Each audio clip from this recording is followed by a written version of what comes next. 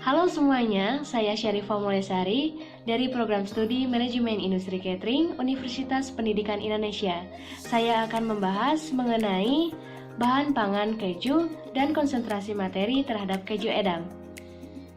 Mengenai keju, apa sih yang terlintas di benak kalian saat mendengar kata keju? Nah, sebetulnya keju adalah makanan yang dibuat dari susu yang dipisahkan yang diperoleh dengan pengumpulan bagian kasein dari susu dan susu skim. Nah, pengumpulan ini terjadi dengan adanya enzim Rennet atau dengan meningkatkan keasaman susu melalui fermentasi asam laktat atau dengan kombinasi kedua teknik ini. Nah, teman-teman, meskipun di dunia ini banyak sekali jenis-jenis keju, ternyata pada proses pembuatannya itu relatif sama. Memiliki 5 tahapan. Yang pertama ada pengasaman, yang kedua ada proses pengentalan, yang ketiga pengolahan dadi, yang keempat persiapan sebelum pematangan, dan yang kelima ada proses pematangan. Nah, kenapa keju itu bisa beragam macam? Nah, ini tergantung pada jenis air susu yang digunakan, bakteri atau jamur yang digunakan, dan lamanya proses fermentasi dan penyimpanan si keju itu sendiri. Untuk berbagai jenis keju sendiri itu bisa kita lihat dari berbagai macam, yaitu kita melihat berdasarkan jenis susu yang digunakan. Ada keju dari susu sapi, susu domba, susu kambing, susu mentah atau susu segar, dan juga ada susu campuran. Untuk jenis keju berdasarkan proses pematangan, yang pertama ada bakteri yang dimatangkan dari dalam, contohnya ada keju cheddar, keju gouda, dan parmesan. Yang kedua ada keju yang tidak dimatangkan, contohnya ada cottage cheese, cream cheese, dan baker's cheese. Yang ketiga ada keju yang dicuci kulitnya, contohnya Limburger dan Liederkranz. Yang keempat ada keju bercoreng biru, contohnya ada Roquefort dan Stilton. Yang kelima ada keju berlapis kapang, contohnya ada keju brie, Camembert, dan Saint Andre.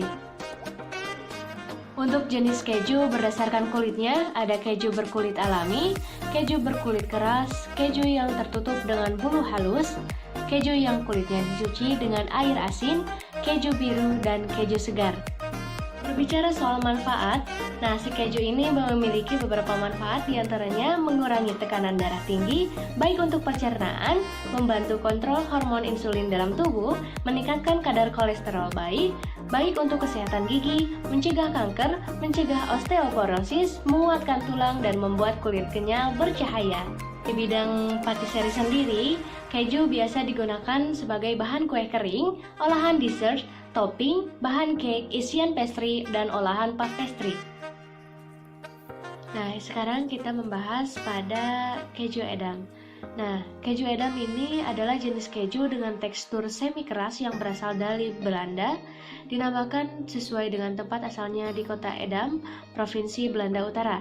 Keju ini telah ada sejak abad pertengahan, tepatnya sekitar abad ke-14 hingga abad ke-18, dan merupakan keju yang paling populer di dunia saat ini.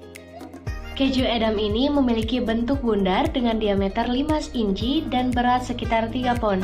Keju ini memiliki warna kuning keemasan, memiliki lubang-lubang kecil, dan teksturnya padat. Keju edam memiliki rasa yang sangat lembut, sedikit asin atau terasa seperti kacang. Keju ini juga tidak terlalu berbau bila dibandingkan keju lainnya. Keju edam yang modern jauh lebih lembut dibandingkan keju yang lain seperti keju cheddar karena kandungan lemaknya yang lebih rendah. Lapisan parafin menutupi keju ini untuk melindunginya agar tidak menjadi kering. Lapisan parafin yang berwarna merah ini digunakan sebagai keju, menandakan keju ini akan diekspor di luar Belanda.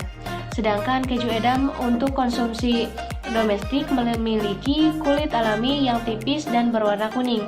Untuk lapisan parafin yang berwarna hitam menandakan bahwa keju tersebut telah melalui proses pematangan selama paling tidak 17 minggu.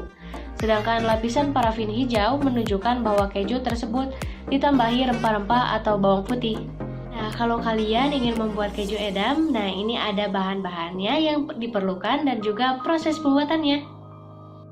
Nah, segitu saja materi yang bisa saya sampaikan mengenai sumber pangan keju dan konsentrasi materi terhadap keju edam. Terima kasih teman-teman.